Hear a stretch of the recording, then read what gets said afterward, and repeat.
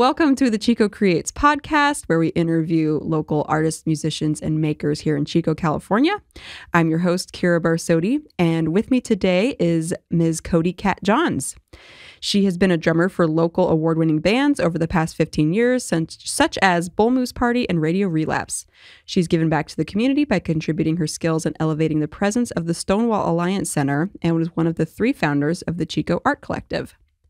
Now she's also a singer-songwriter on the verge of releasing her first solo album, plays drums and contributes vocals to Million Year Trip and the local supergroup Squid Girl, and is a music teacher with Kai Music and Arts. Welcome, Kat. Thank you for having me. Of course. So glad to have you. Yeah. So tell us a little about yourself beyond the bio. So beyond the bio, I grew up fairly local to Chico. I grew up over in Orland, and I had big dreams of going to college in a big city, and fell back to Chico a little bit. But I enjoyed my time at Chico State, and I ended up getting a job there in the alumni and advancement department, doing some tech work. Other than that, my wife and I, we just got married earlier this year in March. Congrats. Thank you. We've known each other for about 2 years, and she moved in with me, and we have 2 cats and a dog together. Love it. So yeah, that's just a little bit about me as a person, kind of a professional nerd and a musician by night. Love it. That's awesome. And so how long have you lived in Chico? It sounds like came from Orland, ended up here for school, and then stuck around. Yeah. So I was born at Enloe Hospital, and then my parents moved out to Orland shortly after I was born. And then once I started going to college over here, I was about 18 or 19 years old. So I think my first full year here was 2009. And I've kind of lived all over. I've kind of lived in like the West Sacramento area. I've lived down by Notre Dame Boulevard. Now I live in North Chico, and I've had a house for about 6 years now. So I'm very fortunate. Yeah. We finally bought our first house over in Chapman Town, and we just love it. It's so feels so lucky to be a homeowner. Absolutely. With we got in right before the insurance rates went crazy too. So did you? Oh my God. That's awesome. Yeah. Yeah, me too. It just happened to be a great situation. And housing is a major thing in our community. Yeah. So I was happy to get in while I could. Absolutely, for sure. So what's keeping you here? What's keeping me here? Employment, for one thing. But honestly, I do really like Chico. And I did think when I was going to college, like, okay, Chico State's pretty great and everything like that, but I'm going to move on. I'm going to go somewhere. I was still young, and I was a couple years into being a musician, and I really enjoyed it. So I thought, okay, maybe if I can get my degree, start doing video editing, and get in with a studio somewhere in the Bay Area or Southern California, maybe I could do more like that. That didn't end up panning out exactly after college. Ended up sticking around, and I actually just really ended up falling in love with the town, especially once I did take more, adventures out to those bigger cities. I kind of found that, Chico is much bigger than Orland, even though Orland has grown over the years. It's much bigger than the town I grew up in, that's for sure. But, it's not quite big city big. So I think that little perfect mix is nice. Not having to deal with snow is nice. The summers are a little brutal sometimes. Oh my God, yeah. Every year I threaten to leave. Right. Especially between like late May and August. It's just crazy. Yeah. We've been fortunate to not have a bad smoke season the last couple of years, though. We have. Yeah. That's been really nice. Especially given a few of those years before then, too. For sure. Really bad and tragic at times. Yeah, absolutely. Yeah. So what's your favorite local spot to hang out? My favorite local spot, and I guess this is going to be a little bit of a plug, but oh, no worries. Plug away. The place where Jeremy, who's my longtime friend, and he's my bandmate in Million Year Trip, our favorite place to hang out is the Chico Taproom, just right over on Pillsbury. They have a lot of selections with their drafts, just nice, chill people. Otherwise, we love going to Gnarly Deli in downtown. My wife and I like going out and supporting other local musicians, but a lot of comedians that come through there too as well. It's really cool.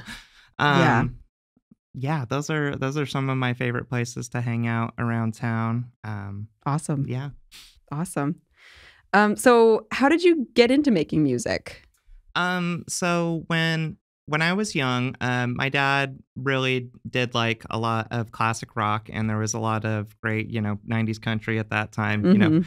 Country fans have their feelings about the 80s and 90s country, but that's what I grew up on. My parents loved it. I loved it. So like Garth Brooks was like one of my favorite musicians growing up, and Shania Twain. So I figured, like, well, how do you write songs? How do you play guitar? Nobody in my family was super musical.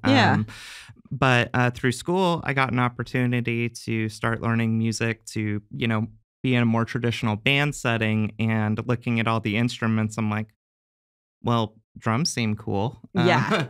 So I chose the drums instead. I didn't actually play it. I started when I was like 11, playing on tabletops, 12, when I moved into middle school, I became part of the middle school band, doing mostly snare drum. And then my teacher, Bill Wetterstrom, taught me after class how to play the drum set, because he noticed my ability and I had an interest in it. And I was like, wow, one drum is cool, but the drum kit and maybe playing like, in a band like the Eagles, or, I'm young, right? So I'm like, that's super cool. So he started teaching me that. And before the end of the year, I was playing with the 7th and 8th graders. I was going with their traveling band. The only thing I didn't do was jazz. And then between about 8th grade and 11th grade, high school, I took a break. And then my friends hit me out of nowhere. And this is how we started our first band. It was funny. My friend Josh, who I'd known for a long time, he calls me up out of the blue one day, like he typically did. And he's like, hey, Cody, say, do you still have your drum kit somewhere? I'm like, yeah, I think it's in my garage somewhere. Okay. Do you remember Jeremy Day? I think we played baseball together like 5 or 6 years ago. Yeah. Well, anyway, we've been taking guitar lessons, and we have guitars and amps and stuff. So if you got a drum kit, we'll be over in 5 minutes. Click. Mom? Do we have that drum kit somewhere? Also, Josh and Jeremy Day are coming over? Who? So anyway, they came over, and before we knew it, we were playing over at Josh's uncle's house. And in Orland, there was a local venue called the Soda Shop. And it was kind of our goal, like, okay, maybe if we can get like 5 or 6 songs together with some other people, we can start playing there with, and that was like the happening place to hang out. There wasn't a whole lot to do in Orland, but a place where other musicians and teens my age would hang out. It's like, okay, I want to go hang out there. And, awesome. Just from there, it kind of took off. But those were my beginnings. Yeah, that is so cool. I love that. And I love that, despite Orland being a small town, there's still that venue, Yeah. It's important. It was a special moment in time. They unfortunately have closed up since then, but in its wake, and as Orland has developed, there's lots of little venues over there for live music too. Like the Hive has some singer-songwriters from Chico over there a lot. And I think Argus will do some things every once in a while, and they'll have events in the park too. So yeah, I think that's it is cool. Yeah, it's great. So how has your sound developed and changed over the years? Oh gosh, it's definitely developed and changed a lot. So the first band I was talking about with Josh and Jeremy, we were a little bit like classic rock inspired, but they had also been listening to a lot of bands like Green Day, even before American Idiot, like that kind of Green Day, and like some more of the punk things like that, and things that were playing on Z-Rock at the time. So you had a lot of 90s alternative like Nirvana in there. Funny story, when I first started playing drums, and we were picking songs to cover, because that's like a great way to get everybody on the same page, especially when you're writing material and you're new at it. I kept thinking of songs like Come As You Are and Lithium, and they're like, oh, we should do something high energy like Smells Like Teen Spirit. I'm like, what? I don't think I'd ever heard that song. And, since then.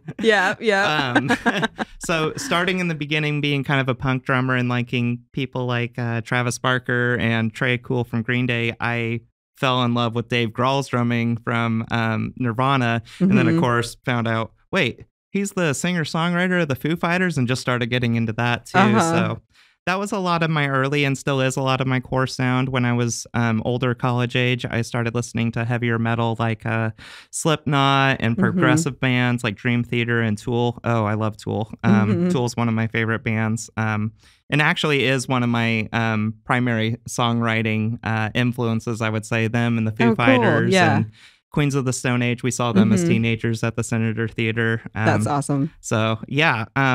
It's sort of morphed into that. And then once I started moving into my 20s in the last 10 years or so, one of the bands I was a part of, Radio Relapse, we were primarily a 90s, 2000s cover band.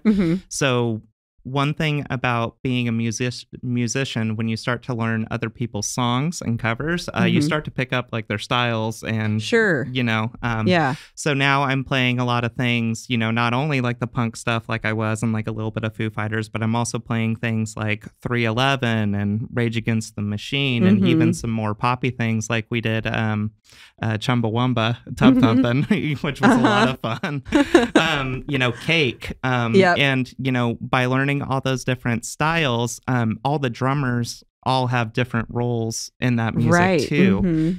So I became, you know, it was like I mastered the basics and then I started to push myself with the limits by learning the progressive music. But then once I became part of Radio Relapse and I started getting other opportunities, like later, like in Cat and Whiskers, I started realizing, you know, I need to serve the music a little bit more and not just always play what I want to play or play like really loud.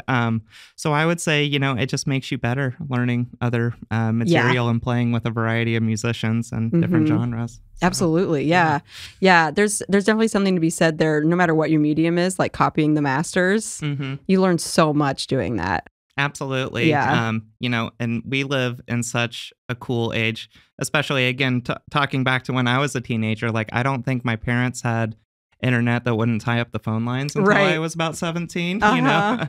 Then even getting into college, you know, and having like our own Wi-Fi on my laptop, like I didn't really have a free access computer or anything. And now musicians, like there are so many videos out there on TikTok and Instagram, and it's so easy to record yourself or learn from other people or listen to interviews of masters or professionals, you know, and we live in such a cool age with the technology we have, I think. Yeah, we absolutely do. I mean, the internet gets a bad rap sometimes, but it's incredible. Yeah, definitely. It's got some good things too, you know? It's an amazing tool for creativity for sure. I think even Captain America made a joke about that in one of the Marvel movies. Oh, really?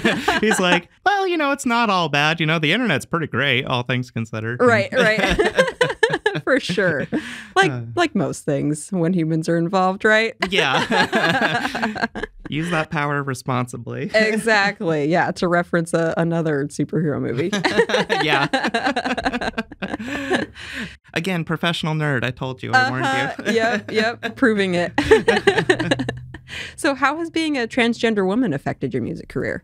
Yeah, so that definitely, you know, not only threw a wrench into the works of my life in general when I discovered that about myself, but it definitely affected things with my bandmates and my bands as well. So for a little bit of background, the way it sort of manifested in me was at the end of my previous marriage to my wife, Erin. We had a music school together called Chico Rockstars School of Music, and we operated it for about a year in 2016. But things just weren't turning out with that, and things weren't turning out in our relationship. So I got to a point to where that wasn't working with me, and realizing I needed to get space, I went to stay with my parents, and in a lot of my own self-reflection, all of a sudden, now I was starting to question my own identity. And I think like a lot of trans women early on, you think, okay, but like I haven't always known, or like, I don't know, what's the criteria? Got, like extra doubt. If you come to it later. Exactly. But, you know, from there, you know, discovering that about myself, and I did tell my estranged wife at the time, and she was supportive and our mutual friends were supportive, even if we were having relationship problems. We did eventually split about 6 months later from that point, for other reasons. Like that wasn't the main thing. Yeah. And so in kind of like rediscovering myself, and not being sure how to break that to people I've known or who have known me for like 20, potentially 10, 5 years. Like, how do you tell people that kind of thing when you're not even sure who you are? Right. So it was at that time I took like my first major break from music, or I guess second, because there was a time in college where I couldn't keep my drums in my dorm room, necessarily. Right. But kind of a forced break there. But in finding my identity, I did lots of self-reflection. I tried different things. I went to the Stonewall Alliance Center, so they definitely helped me out early on too. And kind of discovering that about myself. I kind of wasn't playing drums with anybody, but I had always had an interest in guitar, and it was around that time that I started picking up my guitar a lot more and playing by myself and figuring things out. Once I did figure out my identity, Radio Relapse, who I was with at the time and I took a break from, and at the time I wasn't talking with my friends Jeremy and Josh, but then eventually we started hanging out again. So I have another funny Josh and Jeremy story here. So they both reacted the same way. We had different conversations at different times, but they were both over at my place at night. And I was like, okay, we're hanging out for a little while, probably drinking a beer. And then I was like, okay, I've got 2 things to tell you. And then they're like, okay. One, I think I might be bisexual or questioning that. And they're like, okay, that's cool. I was like, and the second thing is that I think I might actually be a transgender. I think I might be a trans woman. And again, I'm telling them separately. Right. And their instant reaction from both of them was, are you going to stop playing drums? What? No. Priorities. No. No, of course I'm going to still. Okay, good. Because and basically they both had good intentions. It was like, we don't want you to change who you are because you're changing who you are. And I was like, of course, no. And as time has gone on, really, I'm just becoming the most authentic version of myself. Absolutely, I ever have been, you know, and I'm the most comfortable I've ever been in my own skin and stuff. So that's awesome. I did come back to Radio Relapse, and we had a little bit of a run before the pandemic. Obviously, that put some brakes on things. Yes, yeah. You know, in some ways, it made it a little easier to transition. I think that was like my second through like third or fourth year on hormones, you know. So a lot of changes in the first year, but then the second or third year, still good. But during that time was when I picked up my guitar a lot, and I started writing and finishing and polishing a lot of the songs that are on my EP that I'm planning on putting out, and a lot of the songs I ended up performing now. So found some silver linings there, came back with the band, and then things just didn't work out later for other reasons. But it's definitely been an interesting journey, and it's been fun. It's been interesting when, you know, because I have been playing in the community for a long time. I think Bull Moose Party, we were active like 2012 through 2014, and that was around the time of Radio Relapse. So people knew me as Cody, you know, the drummer, for a long time. So then bumping into even some of these people like a few months ago who hadn't seen me since the pandemic or since I transitioned and stuff. It has been an interesting interaction. Most people are great. You know, most people are great and accepting. We live in a great and accepting place in the country, in the state, whatnot, besides a few outliers. But they're always out there. They're always out there, right? But it definitely threw an interesting wrinkle into the whole process, you know, because most artists don't have something like that happen to them. Right. For sure. But definitely a rewarding journey, and I'm happy I did it. So yeah, that's great. And it's awesome to hear that, like, through that is like when you launched your solo career, you know? Yeah. It definitely gave me plenty of that chance for reflection, and going through my life definitely gave me a lot of songwriting material, right? Yeah. Some of my songs are self-narrative. Sometimes I mix perspectives a lot of the time, you know, but just knowing people through that time and learning more about myself as I went too. Yeah. Yeah. Yeah, that's awesome. Thanks. And you mentioned that you've got an album coming out. I do, yeah. Right now I have it titled Sunrise because one of my first songs that I wrote was Sunset. So I thought that would be kind of a fun tongue-in-cheek thing. But I have recordings right now on my website, catjohnsmusic.com. But right now I'm looking into the process of being able to distribute my music on platforms like Spotify and YouTube Music and whatnot. I've just recently acquired Ableton and have a good enough home computer to where I want to start mixing my own audio and potentially recording my own drums and my own stuff myself. So I might do some EQ balancing before I publish, but I am planning on putting that out, I think, early next year sometime in the spring, like February or March. And then I'm going to try to do an album release somewhere, maybe like Gnarly Deli or somewhere like the Naked Lounge or something. But absolutely. I'll keep you guys posted for sure. Awesome. That's really cool. Do you have any studio rituals or routines? Studio rituals or routines? Yeah. Oh gosh. I think when I go be recorded, like even today, for example, the most important thing is just to kind of come in and be relaxed and just try to go about things as naturally as you can, you know. I know that sometimes, especially when it comes to recording, it's easy to get in your own head and you're oh my gosh, this needs to be perfect and we gotta make it all happen, you know, as few takes as possible and yada, yada, yada. I just always kind of went in and I was like, okay, how do we have the drum kit set up? Do I need to bring in anything? You know, put everything where it's comfortable. And a lot of my recording has been drums, but I'll talk about the singing and guitar. Yeah. But when it comes to drums, you come in and you kind of get settled in the kit and a lot of it's waiting, you know, so it's kind of trying not to be nervous in the waiting.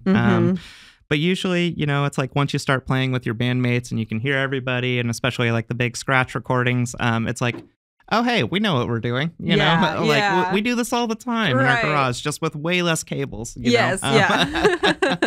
With guitar and vocals, my experience in a lot of the recordings that will be on this EP, I actually did with Durham High School has like an ROTC program of sorts, and maybe I'm not using the right terminology, but they have an audio production class. So I've been over there recording with Dale Price, who I've done numerous recordings over the years. I think he ran sound for big events like the Vans Warped Tour back there. And then Amy Ardent, and sorry, Amy, if I'm messing up your last name. She's a Paradise artist and she's a teacher down there as well. So I've been recording with them and it's been fun, you know, seeing the kids' perspective to having a musician come in. Right. It's kind of weird. So going from the drums where it's like, oh, okay, we're all in a room, to playing guitar and singing where I'm kind of more like in a box and just by myself. Yeah. And it's like, okay, am I... Right. As she adjusts how she's sitting and her posture and everything, like, okay, is this where the microphone goes? Is this fine for the guitar? You know? Yeah. And then, of course, you know, as soon as the red button starts, you make all your mistakes that you never would otherwise. Got to get through them. Yeah, exactly. Knock them out. So, you know, usually first or second take on like singing and playing guitar, I end up, you know, like going over that and like taking like a later take because I just get a little more warmed up. But with drums, it's almost the opposite. I swear some of my best takes have been like the very first one that like I did with the band. So I very rarely had to do drum overdubs. That's so interesting. Yeah. Two totally different like approaches. Yeah. What is the best part about being a musician in Chico?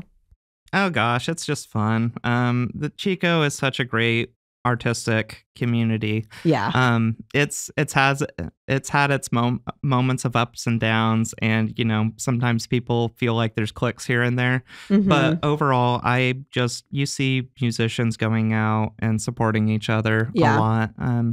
You see, like, I think it's so great. Like, I just played at the Naked Lounge with my band Squid Girl. That was our first performance. Awesome. And the Naked Lounge is like one of if maybe the only like all ages venue in Chico right now. So it was really cool to play there. And I did definitely get like Soda Shop vibes from when I was growing up as a teenager, not only because I was playing punk, but because you just see a variety of people. I mean, there were people from, like, I think I bumped into Jake from Aberrance out there. And I, you know, of course, Jake Sprecher is one of the people that owns, and I think, or excuse me, not owns, but Jake books there. So bumping into him, and then JP and Minnie from Furlough Fridays coming out, and my friend Jeremy, and then we bumped into Jeremy Crosley, who's been in a numerous a bunch of projects, and just the cross-pollination and appreciation of each other's art is really cool, you know, to see. So I love seeing that. I love seeing so many open mics, including mine, that I just got started. But say more about that. Oh, okay. So I forgot because it was so recent. But so the Chico Taproom, like I mentioned earlier, we are actually now doing open mic nights. Awesome. When I went to hang out with Jeremy a lot, I always thought, like, this is such a cool space. And Max Minardi, who plays all over, he travels over to Reno. He's all over the state of California. But he comes and plays in there regularly on Thursday. So I was like, you know, hey, Claire, if you ever think about it, if you want to, I have the experience. I can run some sound. You know, I could play some guitar. I could tell all the musicians I know. I think this would be great. So we decided to give it a shot, and it was so successful before it was over. She's like, okay, I'm down to keep doing this every week going forward. So awesome. Tuesday nights at the Chico Taproom. I think signups are around 6:00 and we play around 6:30ish. And it was just a great atmosphere. They're great people. Lots of great selections for drinks, you know, not only alcoholic wise, but they also have some non-alcoholic options too. So great. It's a great welcoming space. So that's awesome. Yeah. It's so good to have more of those spaces available. Absolutely. Yeah. And you know, Chico really does have the talent. I think one benefit to it overflowing with talent and having a lot of venues is that everybody kind of gets their shot, you know. It's not as competitive as it would be in a bigger city. Like, I think Red Hot Chili Peppers, famously, their very first show, they only played one song. And they were liked by the venue so much that they got invited back the next week to play 2 songs, you know, and that was back in the early 90s, late 80s, right? So it's only more competitive from there. Yeah. And I think it's really great because there's just lots of community support and opportunities for musicians and a lot of different art in Chico. Yeah, absolutely. In your bio, we mentioned that you're a teacher with Kai Music and Arts. When did they get started? They're a pretty recent thing, right? They are pretty recent. And speaking of that, to tie it back, so I started Chico Art Collective during the pandemic with my friend Michael Whitmore. He's also a drummer, but he's a teacher around town, and he was really passionate about, like, hey, I like doing video, you like doing video, we should do video and show people trying to play safely during the pandemic and keep that going for people who can't go out or whatever, keep that community spirit going. So by forming the Chico Art Collective, and we had all kinds of people join that, eventually my wife Mary and I ended up leaving that organization, but 2 of the people who came in and replaced us were Gary and Gypsy, who run Kai Music and Arts now. So they saw what we were trying to build, and they sort of found a way to make it work in a for-profit sense instead of a non-profit sense, which, you know, there's benefits to both, for sure. There are definitely benefits to both. But they ended up purchasing a space, which is kind of behind City Hall. It's like between 5th and 6th Street. And they're doing lessons out of there, and they're working on renovating and moving into a better space too. They just right next door. They want to start doing live shows there too, and giving their students opportunities to play. And they also wanted to help other musicians in the community, or even help these students become musicians, you know, with a little bit of help. so they're working on setting up like a recording studio in there. I think they're very, very close. If not, they've done some test recordings. They let bands like Squid Girl practice there. Awesome.